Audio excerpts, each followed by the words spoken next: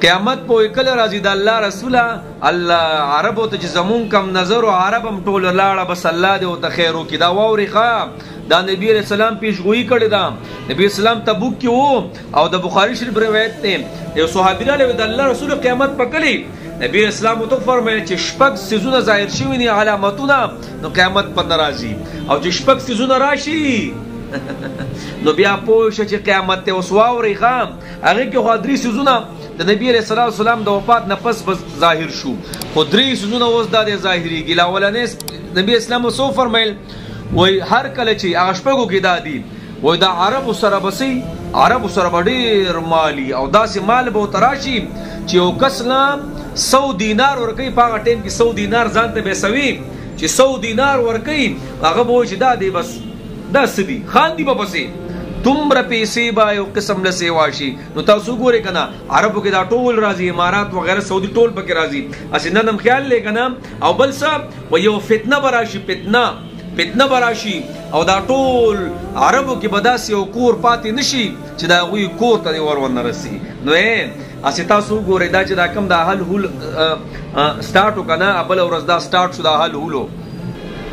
تاسو اینی دا کسان که نه دا د کومو خلکو عقیده ده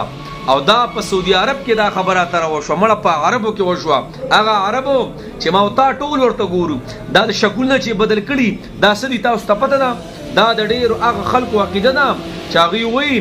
زمونږ چې کم خلک مړه شي مړه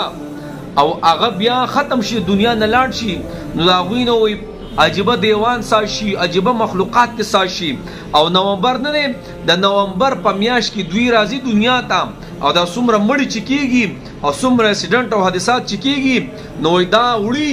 او دغه کسانو باندې راځي او دا ټول خلک موږ نه وړي او موږ له تکلیفونو دغه روحونه راکوي نو دوی بیا څه کول دوی بیا دا شی کوي چې کله 31 اکتوبر شي اکتوبر نو په دغه شپه باندې دوی ډېر عجیبه نوم ورته ما ځان سره لیکلی هم دی هولابین دی کو عجیبه نوم ورته وایي نو دوی دا شکلونه بدل کړي شکلونه او په دغه شپه باندې دوی څه کوي دغه شپه منا وهي او څه وایي وایي موږ د ځان نه بلاګانې ساز وکړو او دا شکلونه بدل کړو چې دا کم روحونه راځي او موږ له تکلیفونه راکوي الله او موږ له تکلیفونه راکوي چې هغوی ویریږي او هغوی روحونه دلته نه راځي دنیا ته او زموږ نه دا جمدي خلک نه وړي الله اکبر کبیره مړ نو ته ووایه دا عقیده ده لکه زما په اسلام د اسلامي ملک دا خبرې اترې کېږي مړه نو ته ووایه د هغې نه بس سړی څه تمه وکړي الله اکبر کبیره ډېر بې سوره شوم چې په مقدس سرزمین باندې دا خبرې اترې کېږي عربو زمون خو تاسو ته کته نه ده تاسو هم بس لاړئ د مال دولت او پیسې رالې څومره پیسې دي په اماراتو کې تاسو راته ووایئ دا نبي اسلام فرمایي زه نه ګورم بخاري شریف پکې ګورئ او داسې یو فتنه او فساد به راشي او داسې یو خبر اتره به راشي چې د هر یو عرب کور ته ورننوځي دا فتنې فسادات را روان دي که نه دوبۍ خو دی جي بس الله دې موږ ټول ماف کړي دوبۍ خو ماشاءالله تعالی به څوک دا نه و چې د اسلامي جمهوریت پاکستان دی دا نور ورته به ووایه که نه عرب یاد کړي زما دا بعضې کسان وایي پاکستان کې او فلاني کې او ډنګر کې هلکه دا خو دي داسې ځمکې دا خو مقدس ځمکې نه دي دغه مقدس ځمکې دي عرب مقدس دي په دې مو تاکیله کوو نو بس الله دې موږ ماف کړي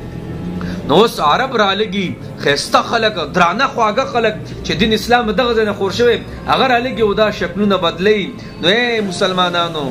ای عربو تاسو د خلکو ته څه ښایئ چې زما باباګان او داداګان چې راغلي دي او یو اسلامي تاریخ قایم کړی او صحابه او نبی علیه السلام او زما د هغې نه مخکې چې کوم انبیا دي هغه زیات تر په عربو کې راغلي